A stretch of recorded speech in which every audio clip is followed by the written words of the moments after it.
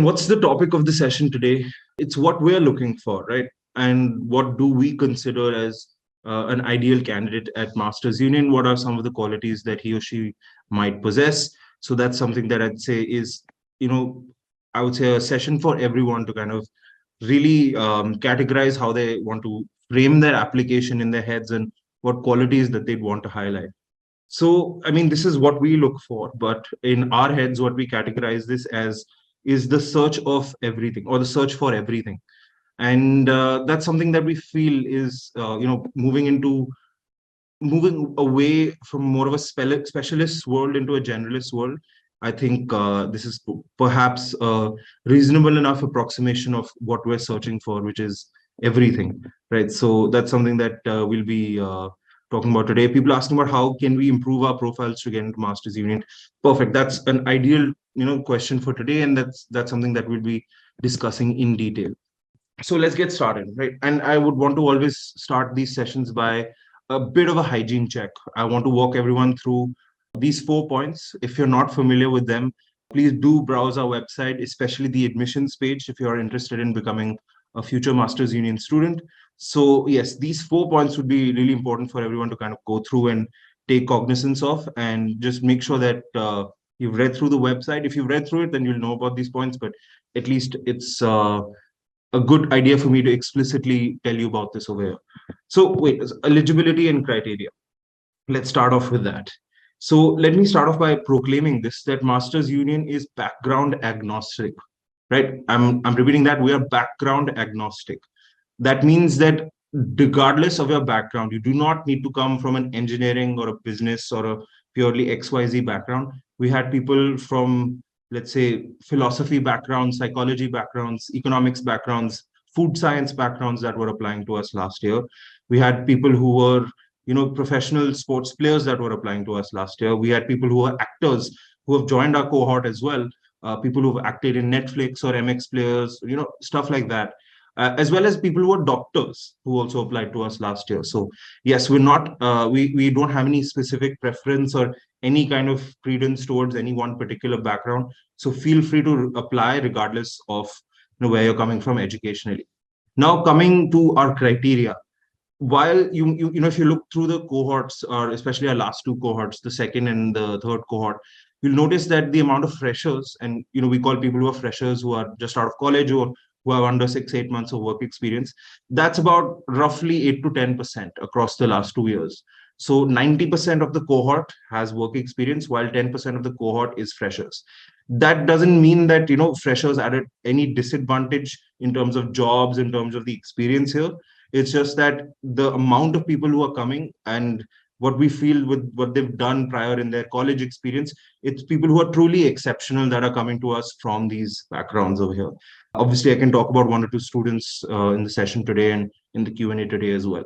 So yeah, while freshers are accepted, we look at an average of about 2 to 5 years of work experience. I'd say 3.5 years is what we've seen as a usual average of work experience in the past. But yeah, if you fall within that range, PGP is definitely relevant for you. Also, I mean, I did notice someone who asked if they were had 12 years of work experience. We have someone in our second cohort who had about 17 years of work experience, right? This person was 40 years old. And they were also the president of the MUIF, which is the Masters Union Investment Fund. So again, it's not like outcomes are different for people or experiences are different for people, regardless of the background in terms of work experience or background in terms of education that they're coming with. So I wanted to make this extremely clear. Why you should apply to this place is if you feel internally, number one, that with the traditional education system or the education that you've had, if it's been too classroom focused, if it's been too textbook heavy or theory heavy or exam heavy, if you want to find another venue or another destination that allows you to learn those same skills, but in a much more practical and experienced way, a space where you can learn business by actually creating and running separate businesses across the entire terms that we have at Masters Union, and someone who actually is more, let's say, future forward or more contemporary looking, wants to learn about things like Web3, blockchain, crypto, metaverse, and any of these technologies going forward and how they'll impact businesses, I think you'll do well here. So, that was just a small subset, but I'll just say one thing I noticed that's common amongst the people here is that they're pretty contemporary with their thought. So that's that. Now let's come to the admissions process. So in terms of the admissions process, there's a couple of things that everyone needs to know. Obviously, everyone is hopefully in the middle of filling up their applications. So if you're not, what you do is you go to the Masters Union website, register yourself. You'd be getting registered as, and you have to verify yourself, your phone number and your email. Once you do that, you're into our application system where you'll notice a 10-page application section. That includes your personal details, educational details, work experience details, extracurriculars, hobbies, etc. You can apply for scholarships in the middle of the application form itself, as well as, essays, your declaration, references. So, all of those things will be there in one, self-contained form. So that's something that we would obviously ask you to, take utmost seriousness and treat with as much care and respect and effort as you can, because that is what determines if you make it past the next step, which is the shortlist.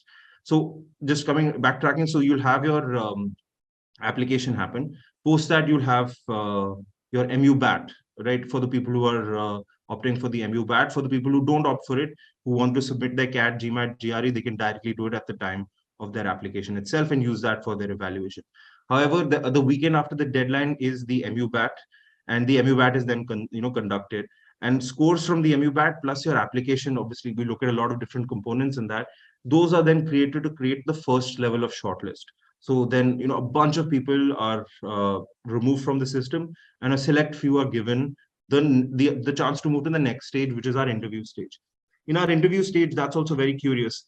We are doing interviews with the people who will be eventually your future recruiters. So that's our masters, right?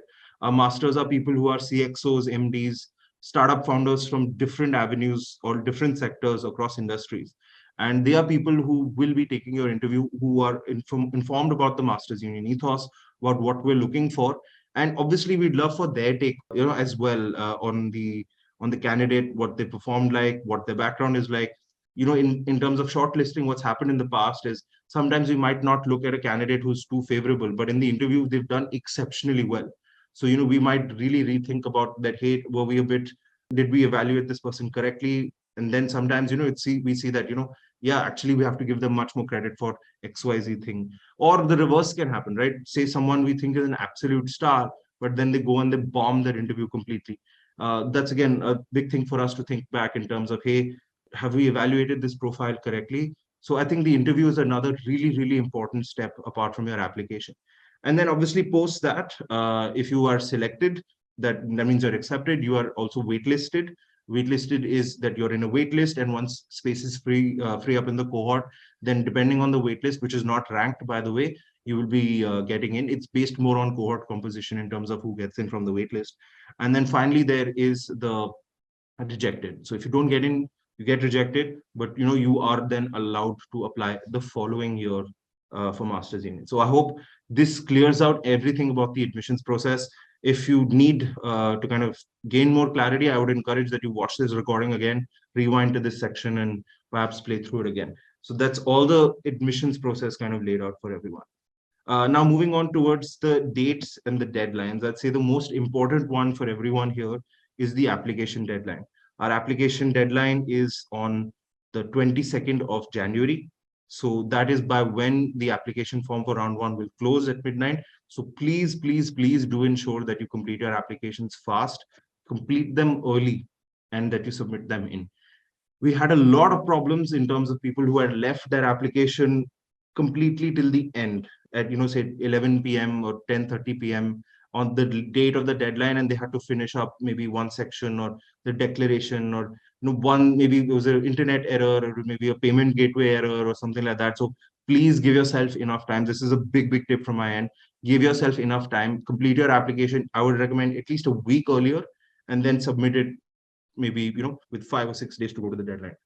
So that's something that I would definitely say. Of course, for people in terms of dates and just a general flow of admissions and how it's going to work, for the deadline on 22nd, post that, as I said, you'll be having your MUBAT examination on the weekend after. Post that in February for students who are applying in round one. And I'm basing this entire conversation on people who are applying in round one. For round two people, you can join me in the webinar that we do in Jan-Feb. But for round one candidates, yeah, so once you get shortlisted in the first stage, which means application plus MUBAT exam or application plus other exams, then you make it to the interview stage. So across February, we will be having our interviews. We will not, since we've already declared this information, we expect everyone who's been shortlisted to prepare for their interviews beforehand. So it's not like a specific set of questions or thematic stuff will happen. The interviews are kept very open-ended. They depend on different masters. Some of them have been asking about numismatics, for example. Some of them go into a full breakdown of data models and work that you've done, before in the past, whereas some can be more conversational. So it really depends on the master. It really depends on the type of ability that you can bring, the authenticity that you can bring to the interview, and how much of you are actually you. What I mean to say that by that is the person on the application and the person in front of them. Are they, is there a synergy between that? Is it authentic or not? So that's something that I would say is an extremely important kind of factor for us to check and let people proceed onwards in terms of the admission stages. So Feb's people will have the deadline. You'll get to know by March. And the thing with Masters Union is that there's no downtime in terms of waiting for university to start. So if you get admitted abroad, you might get your results in Jan, Feb, March, but then you'll have to wait till August, September before you leave. So for 4 months, it might be very perennial, the kind of interaction that you're having. But with Masters Union, literally, a couple of days or weeks after you're admitted, term zero, your pre-term activities start. There's a lot of dinners, there's a lot of catch-ups, a lot of meetups. There's a lot of exciting things that we have planned for this year. I don't want to give everything away, but yeah, it's something that I think if you ask cohort 3, the kind of stuff that we did really has allowed them to bond and become very good friends before the program even starts. So I think that's something that we really focus on, is the community aspect. So of course, and then once your pre-term activities are over, the cohort 4, the one that everyone is applying for, will commence in June 2023. So that's the commencement month. Perfect. So now we come to our fees and financing. So fees and financing, I hope everyone has gone through the admissions page on the website. I hope you know that there is a difference between round 1 and round 2. Round 1, we're providing a small gratuity of about approximately 1.5 lakhs for our successful applicants in this stage. So yeah, I would say if you're concerned about things like scholarship and you want to give, say, the admissions team a fair chance to evaluate your profile thoroughly, they take some time to kind of go through your profile, see what, say, case is there for scholarship, how strong your application for scholarship is, for example, and then they'll present that to the admissions committee once, which is composed of course, senior management, but they'll present that to the admissions committee for their decision at that point of time. So again, I cannot stress the importance of, even though there is a deadline and, it's completely valid for you to kind of submit your application by then, but definitely it will give the admissions team a bigger chance to kind of go through your profile if you submit it earlier. Yeah, of course. So that's about the fees. And then the financing aspect of it, of course. We have a lot of connects with the banks, NBFCs, and other lenders. So please do go through our page. There's HDFC, there's Axis. So whichever bank that you feel comfortable with, whichever partner you feel comfortable with, they're already there available for you. Feel free to give them a ring. Feel free to reach out to them on email. If there's any questions that you need answered regarding, financial aid when it comes to taking a loan, actually let me know also, right? If you feel that it's an important topic, then I can call the team to do a webinar like we're doing right now as well. So I think if there's enough interest for that, for sure we'll probably get something like that done. So yeah, that kind of wraps up in most of the hygiene stuff that I wanted to talk about. But we'll now come to the main, say, point of the session today, of the webinar today, which was the search for everything, right? And I'm reiterating this. What I'm going to be talking about is some qualities that we're looking for from applications that we can discern. The thing now is, when you're speaking about your own qualities, you have to be explicit. You cannot be, you have to be implicit. You cannot be explicit. And I'll give you an example of this. So one of the best interviews I had, this was a couple of years ago. It was this girl who had come up to me, and usually, okay, let me ask you, like, one of the first few questions that you get is the people ask you, tell me something about yourself, right? So that's one of the most common questions that I've seen that is asked in interviews, whether it's for recruitment, whether it's for getting into colleges, etc. but the way that you answer can really define how the narrative of the interviews kind of takes place. So that's something that I wanted to highlight. Don't be explicit. Please allow me or allow the interviewer to draw insights implicitly. And okay, let me give you an example. So I was interviewing someone, this woman, and she said, usually when people say, tell me something about yourself, it's like, oh, my name is XYZ. I was born in ABC. I've studied engineering. Then I did MBA, blah, blah. So it's usually a narration of their CV is what people start with. What this person said was, she said, let me tell you the story of a decimal point. Okay. And then she stopped. And I was obviously very intrigued. Okay, what is she going to say? And then she said, in my previous company, in Excel, they used to notate numbers as decimals, right? Everyone knows 5.67. They use a full stop there. And what happens is when you notate time, they use colons, right? So 3:00 p.m., 3:30 p.m., for example. What she noticed was that they'd actually swapped and maybe were using decimal points for time as well. And she noticed numbers were starting to be swapped. Like time was not taken, 3:30 was not noted as 3:30, but 3.3, for example.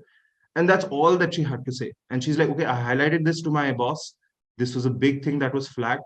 And I was given credit for catching this at an earlier stage before too much damage had been done. She did not say, hey, I am a curious person. She did not say, hey, I am a detail oriented person. Hey, she did not say, I have experience with Excel. She did not say any of these things. This was all a part of that story that she had told me. And this was stuff that I had to implicitly derive. So not only was it more enjoyable for me to listen to, but it was also way more clear. And it's a substantiated claim, if you kind of know what that means. And that's going to be a big theme of what we'll be talking about towards the end of the presentation over here as well. So, okay, kind of walking you through the qualities, as I said before, that we're going to be looking for from ideal students at Masters Union. The first is please, please, please be enterprising. I think that is something that is critical to us.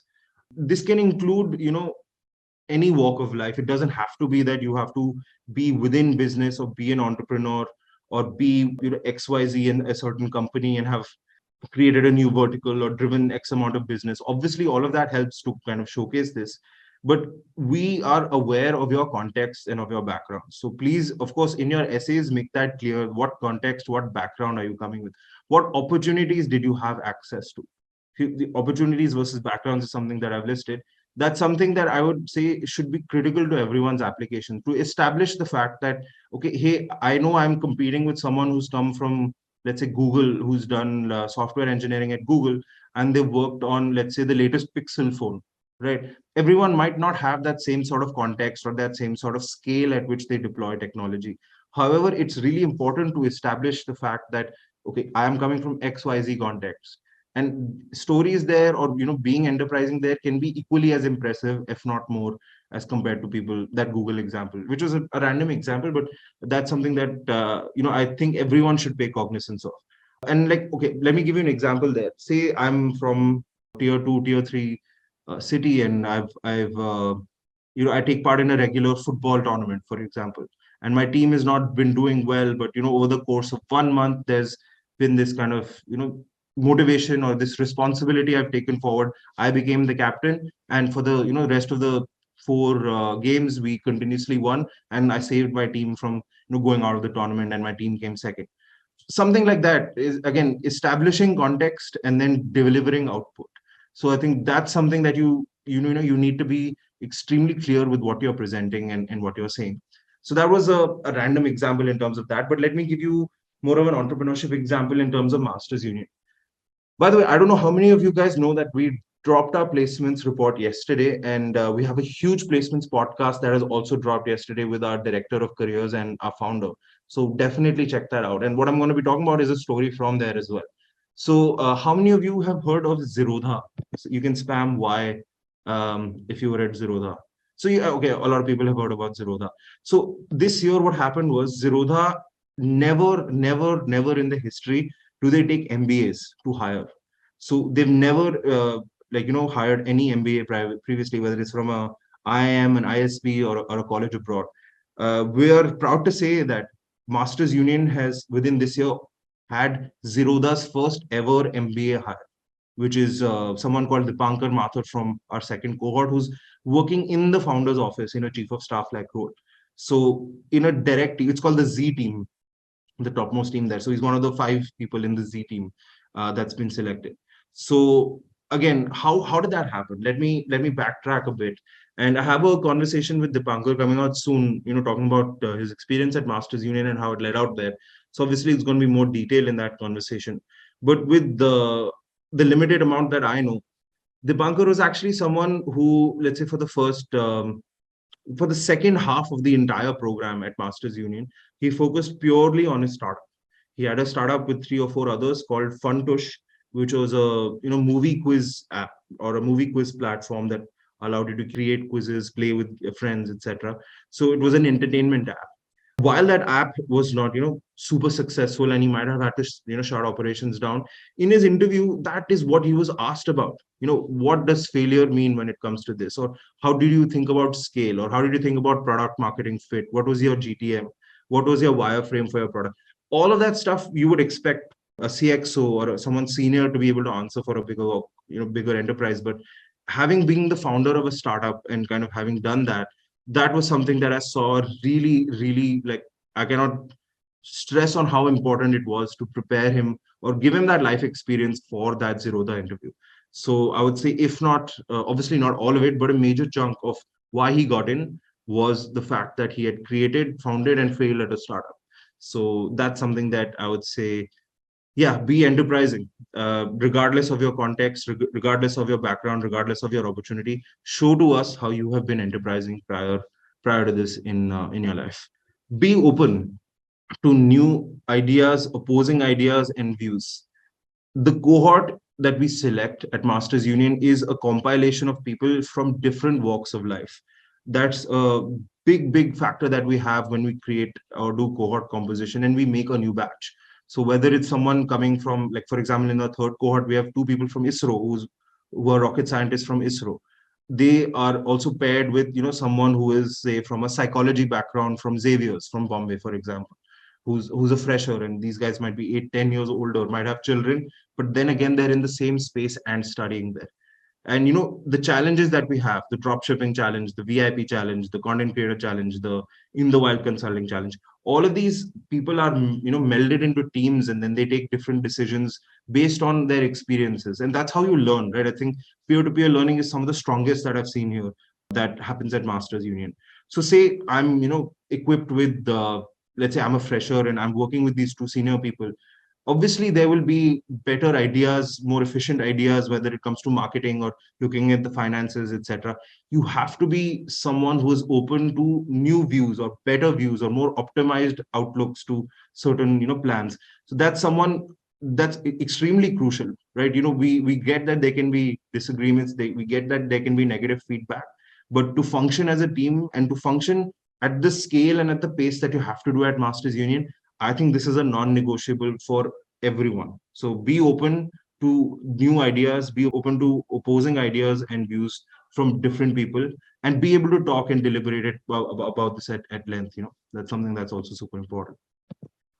Be humble, right? I think that's a kind of continuation of the point before, is that you have to be open to being coached, right? We have masters here. As I said, we have MDs, CXOs, mentors, startup founders who are coming here and addressing the students at a relentless basis. It's not like even monthly, it's not weekly, it's not even daily, it's sometimes twice a day or thrice a day. That's the amount of frequency of that. You'll be seeing someone like the founder of Zuppy, like, for example, Dilshare, or Ghazal from Mama Earth, or Ashneer Grover from Bharat Pay, or you'll be seeing Rajan Anandan from Sequoia, who's the MD of Sequoia, for example.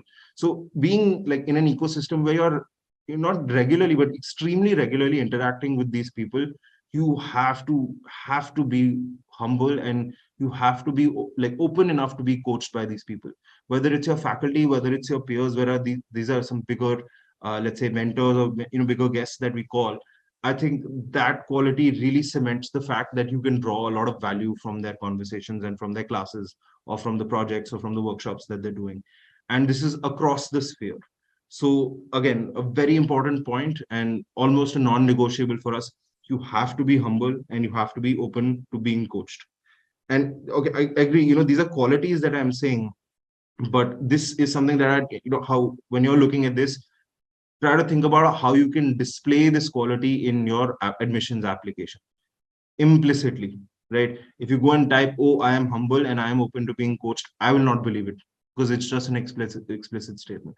So try to frame it through an anecdote, try to frame it through data, try to frame it through like job experiences, but you have to have these few qualities that we're definitely talking about today. Be curious about learning new things. I think one thing that I've seen that's common to everyone here is, before asking someone else, they open Google and they quickly search what quick fire solution that they can find here. So I do see people having this quick toolkit at the base of their fingers, whether it's a physical or a digital one. A lot of people are Notion users at Masters Union, for example. So whether it comes to taking different notes from different classes or compiling them in one place and having sub databases within databases where they can organize their information, or whether it comes to, again, Googling different things or being able to compile and curate from different sources. I think that's something that we see is clearly evident. And curiosity, how can you display curiosity in an implicit way, right? Show us about your experience, or like tell us about your experiences. Whether you're an avid reader, tell us about the latest book you've been reading. Tell us about how your reading like habits have changed. Tell us about maybe the theme of what you've been reading has changed. It's not just that, hey, I can read a book, or I've read the White Tiger, or in the last month something. We want to know beyond that. At this level, I'd say it's more important not just to do something, but also to understand that the impact that it has on you professionally, as well as how the impact of the work that you're doing it has on a business. So don't just be. Let me give you a job example here. If you're someone who does digital marketing, I would say it's not enough for you to just say, hey, I'm someone who's worked from, or who's someone who's increased the followers on Instagram for 5,000 to 10,000. Right? We want to know exactly what's the business outcome of that decision. Are you saving efficiency? Is there a reduction in the CPC? What's your monthly average users like? What was the budget that you were given? How much have you had used? Is there an overspending, underspend? Like, so just be very, very clear with the information that you're presenting, and know at that this level, you also need to provide business context or business outcomes with what you're reporting. So I think that would really help validate. As I talked about context, I think for input, I think you should also speak about context for output as well. So I hope that makes things fairly clear. Be motivated for sure.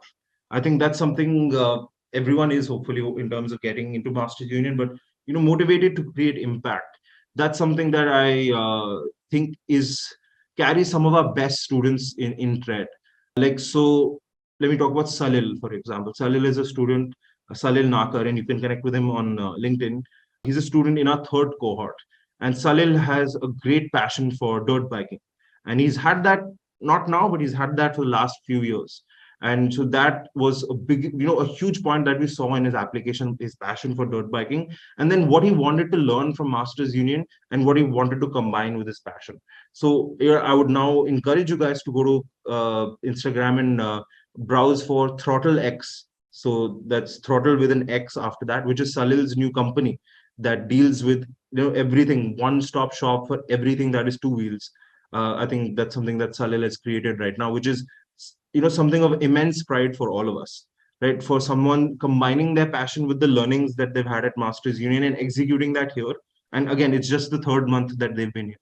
So that's something that is, it's a testament to obviously the scale and as well as the pace at which things move here. So if you're someone who's interested in, as I said at the start, something that is agile, something that is contemporary, something that's fast moving, something that's not so clunky and traditional and antiquated, I think you will really vibe with the culture at Masters Union.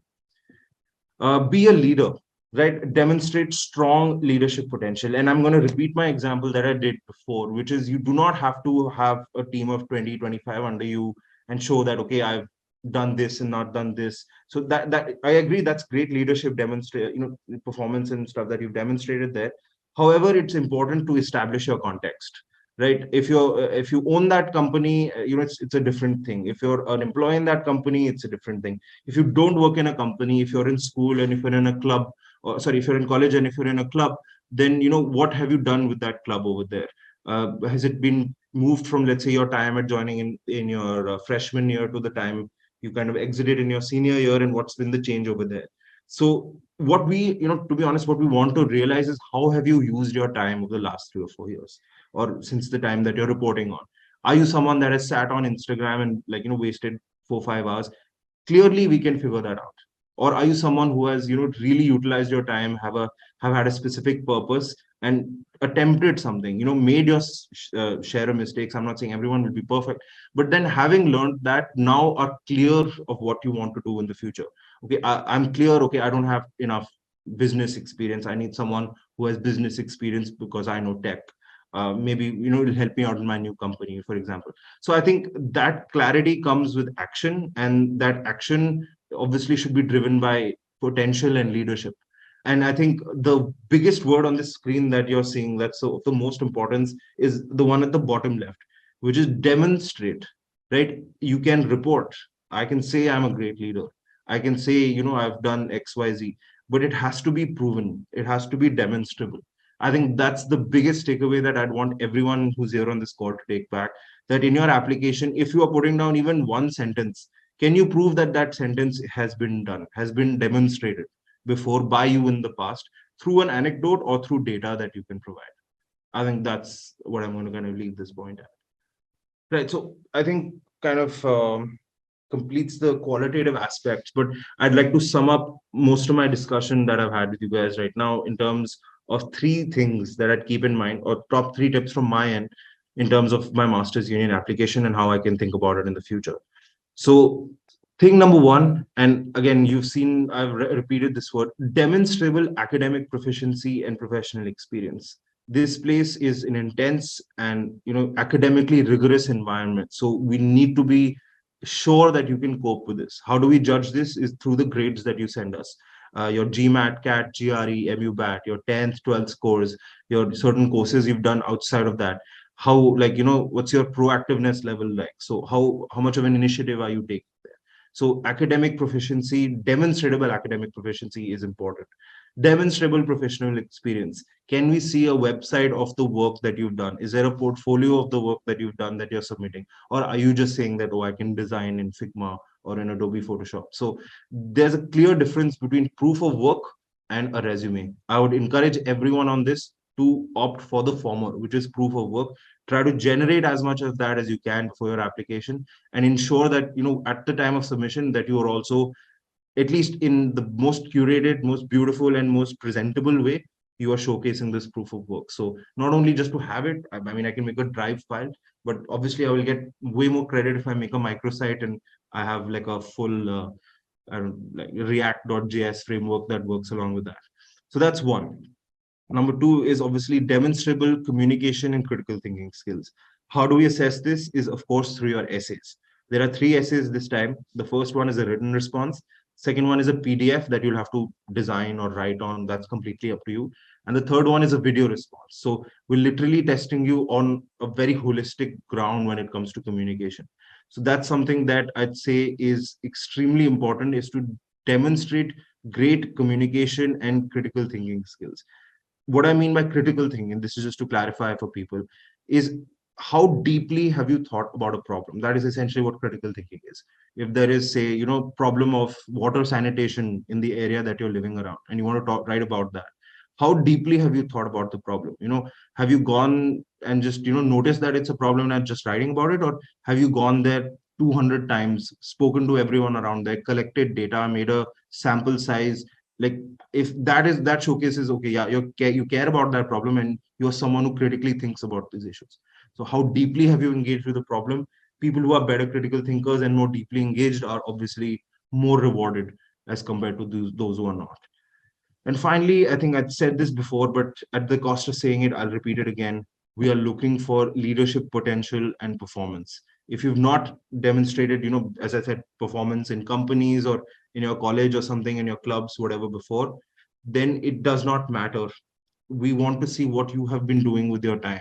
For me, someone who goes and sets up a small NGO where they teach 50 kids on the weekend, and they're kind of taking care of these kids, and they want to do it because they're very concerned about social impact, that is as much leadership for me as someone who's heading a I don't know, $10 million firm, or their turnover is $10 million, 20 employees or whatever. I just think, again, context and backgrounds are very important to establish.